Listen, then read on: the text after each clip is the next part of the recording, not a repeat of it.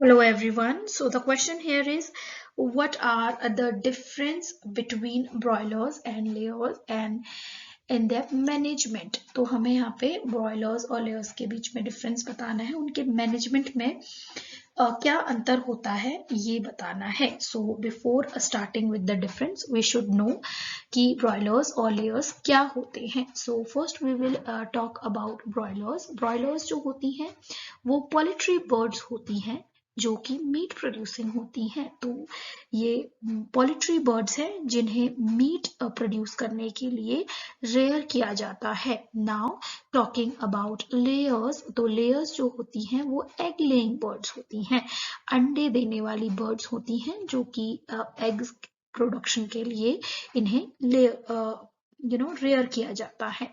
Now अगर हम इनके डिफरेंस की बात करें कि इनके मैनेजमेंट में क्या अंतर है, दोनों को किस तरीके से रखा जाता है और क्या अंतर है इनके मैनेजमेंट में। सो अगर बॉयलर्स की बात करें तो पहला पॉइंट ये बता रहा है कि जो ब्रॉयलर्स होती हैं इन्हें ये दीज डेवलप्स क्विकली एंड जल्दी डेवलप हो जाती हैं, तो इसलिए इन्हें प्रोटीन एनरिच्ड डाइट दी जाती है विथ एडिक्वेट फैट। तो इनकी डाइट में अच्छा खासा प्रोटीन का अमाउंट होना चाहिए और एडिक्वेट फैट्स होनी चाहिए।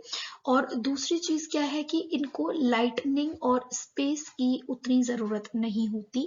They do not need ample space और हाई लाइटनिंग, तो हाई लाइटनिंग और स्पेस की इन्हें जरूरत नहीं होती इनके रेयरिंग में।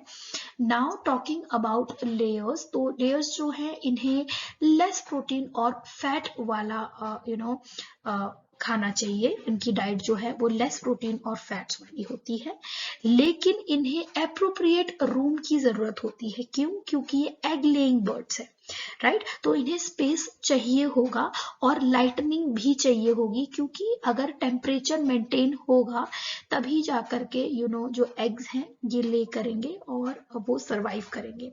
सो जो यहाँ पे जो लाइटनिंग है वो अच्छी होनी चाहिए और एप्रोप्रिएट रूम होना चाहिए, स्पेशियस रूम होना चाहिए।